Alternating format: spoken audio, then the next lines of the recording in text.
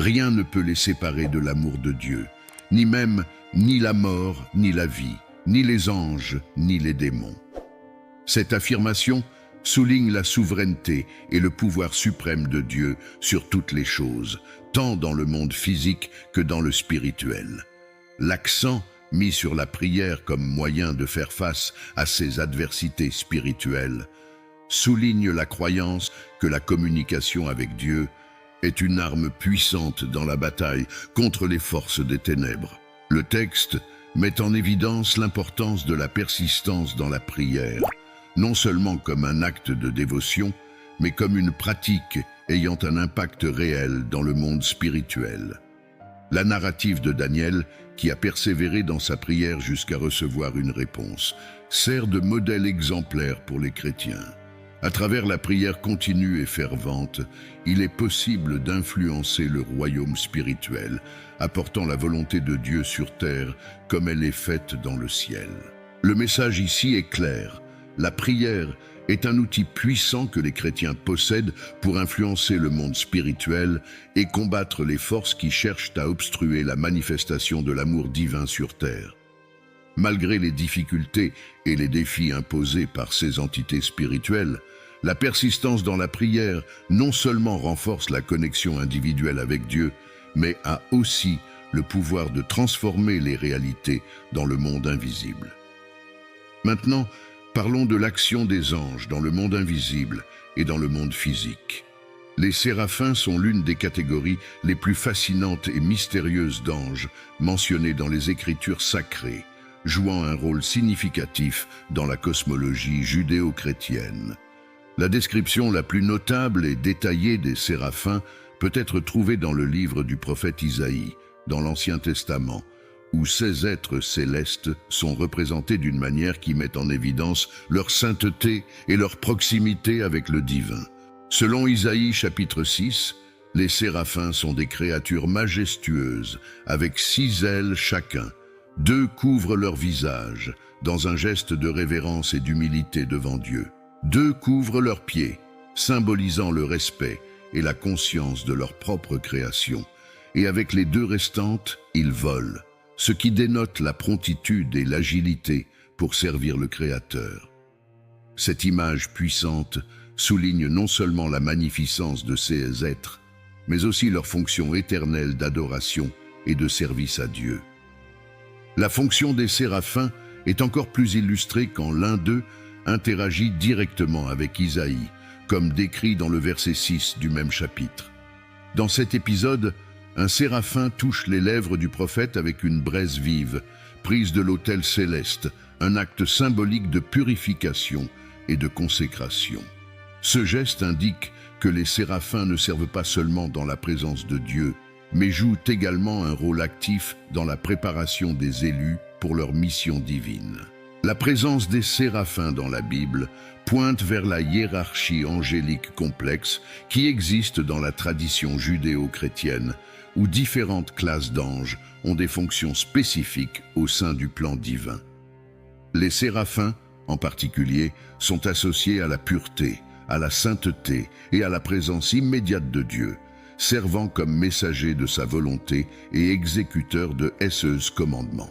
Outre leur fonction comme serviteurs et adorateurs de Dieu, les séraphins symbolisent la transcendance et la majesté du divin. Ils nous rappellent la grandeur infinie de Dieu et de sa sainteté incomparable. L'interaction entre Isaïe et le séraphin souligne également la miséricorde et la grâce divine, montrant que, malgré notre imperfection, nous sommes appelés et équipés par Dieu pour accomplir ses desseins. Les chérubins, au sein du vaste spectre des êtres angéliques mentionnés dans les Écritures sacrées, les chérubins occupent une place de premier plan en raison de leur fonction unique et de leur apparence distinctive. Contrairement à d'autres anges, souvent associés à des messages divins, les chérubins sont représentés comme des gardiens du sacré, symbolisant la majesté et la sainteté de Dieu. Leur présence dans les narrations bibliques sert de rappel du soin et de la protection divin, ainsi que de la révérence due au Créateur. Dans Genèse chapitre 3, La fonction des chérubins est introduite de manière mémorable lorsqu'ils sont placés par Dieu à l'est du jardin d'Éden, à côté d'une épée flamboyante qui tourne dans toutes les directions. Cette action n'était pas seulement pour empêcher le retour d'Adam et Ève au jardin après leur désobéissance, mais aussi pour protéger l'arbre de la vie. L'image des chérubins, gardant l'entrée de l'Éden, souligne leur rôle comme gardiens du divin et de l'accès au sacré. L'importance des chérubins est encore plus soulignée dans les instructions données à Moïse pour inclure des images de chérubins sur l'arche de l'Alliance, comme décrit dans Exode 25. Ici, les chérubins sont représentés avec des ailes étendues au-dessus du couvercle de l'arche, symbolisant leur fonction de protéger et de sanctifier l'objet qui contenait les tables de la loi, la manne et la verge d'Aaron qui avait fleuri. La présence des chérubins sur l'arche réitère l'idée qu'ils sont les gardiens des commandements de Dieu et de sa présence parmi le peuple. Apocalypse chapitre 4 offre des descriptions encore plus complexes et symboliques des chérubins, les illustrant avec de multiples visages. Celui d'un chérubin, d'un être humain, d'un lion et d'une aigle. Ces représentations multifacettes peuvent être interprétées comme symbolisant les attributs divins d'omniscience, d'omniprésence, de majesté et de souveraineté, reflétant la nature englobante de Dieu et sa création. La présence des chérubins autour du trône de Dieu, comme révélé dans ces passages, souligne leur statut exalté parmi les êtres célestes. Ils servent non seulement comme gardiens du divin, mais participent également à l'adoration continue de Dieu, reflétant sa gloire et sa sainteté. À travers leurs représentations artistiques et les narrations bibliques, les chérubins inspirent l'admiration et la révérence, invitant les fidèles à contempler la grandeur et la majesté de Dieu. L'archange Michel, fréquemment décrit dans les Écritures sacrées comme un guerrier céleste, Michel occupe une position de premier plan dans la hiérarchie angélique pour son rôle de défenseur des fidèles et de combattant des forces du mal. L'intervention de Michel dans l'épisode avec le prince de Perse, tel que rapporté dans le livre de Daniel, met en évidence son importance et son pouvoir dans le royaume spirituel.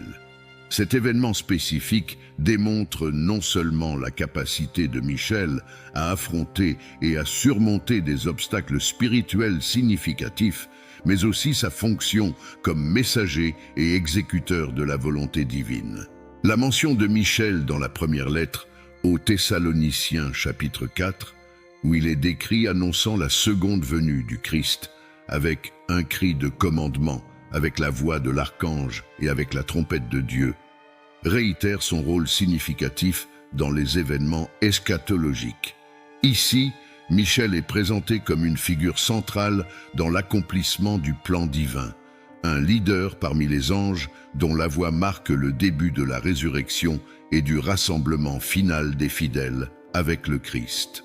Bien que le terme archange ne soit pas explicitement utilisé dans la Bible hébraïque, la désignation de Michel comme l'un des principaux princes dans le livre de Daniel suggère sa position élevée parmi les êtres célestes. Cela indique que, outre Michel, il pourrait exister d'autres archanges, chacun jouant des rôles spécifiques au sein de l'ordre céleste. Gabriel, mentionné dans le livre de Luc comme le messager de l'Annonciation, est un autre exemple d'un ange ayant une position et fonction distinctes, bien qu'il ne soit pas explicitement appelé archange dans les Écritures. La référence à Michel comme le grand prince qui protège son peuple dans le livre de Daniel chapitre 12 est une puissante affirmation de son importance et de son rôle dans le contexte biblique. Cet passage souligne la figure de Michel non seulement comme un guerrier céleste, mais aussi comme un protecteur divinement désigné pour le peuple de Dieu, spécialement pendant des temps de grande tribulation et d'angoisse.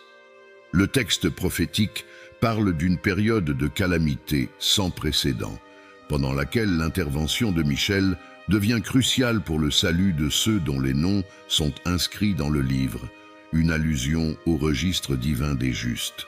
Cette image de Michel renforce l'idée que les forces célestes sont activement impliquées dans l'histoire humaine, non seulement comme messagers, mais comme défenseurs du bien contre les forces du mal. Le rôle de Michel met en lumière la croyance dans la protection divine et dans l'intervention dans les moments de besoin extrêmes, assurant aux fidèles que, malgré les adversités, le salut est promis aux justes.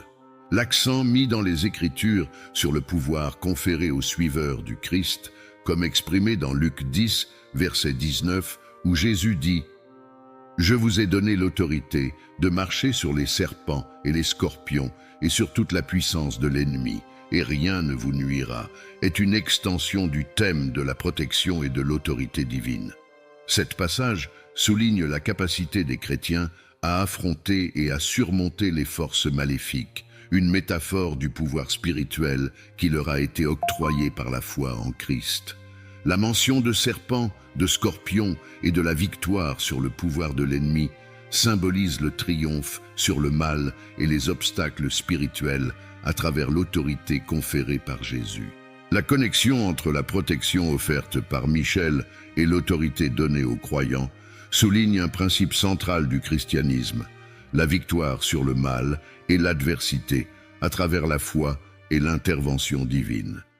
Tandis que les récits sur Michel et les forces spirituelles fournissent un contexte pour comprendre la nature de la lutte spirituelle, le message de l'Évangile et la croix du Christ, centré sur l'amour, la rédemption et le pouvoir sur le mal, demeure l'essence fondamentale de la foi chrétienne. Le nom de Jésus est le nom qui est au-dessus de tous les noms, et c'est seulement en Christ que nous pouvons vaincre les forces du mal. Dans Jean chapitre 1, verset 12, il est dit « Mais à tous ceux qui l'ont reçu, à ceux qui croient en son nom, il a donné le pouvoir de devenir enfants de Dieu. » La seule manière de recevoir le pouvoir de devenir enfant de Dieu, c'est en recevant son Fils Jésus. Recevez aujourd'hui le Seigneur Jésus comme votre unique Sauveur. Croyez en lui de tout votre cœur et confessez-le avec votre bouche. Alors vous vaincrez toutes les forces du mal et ressentirez la joie du salut. Je vous invite à regarder notre vidéo où nous explorons des manifestations réelles du monde spirituel dans notre monde actuel, comme par exemple une maison en Indiana qui était remplie de démons et où des choses effrayantes ont été vécues par les résidents, au point que la maison a été démolie, car il n'était plus possible d'y habiter. Cliquez sur la vidéo qui apparaît à l'écran et regardez.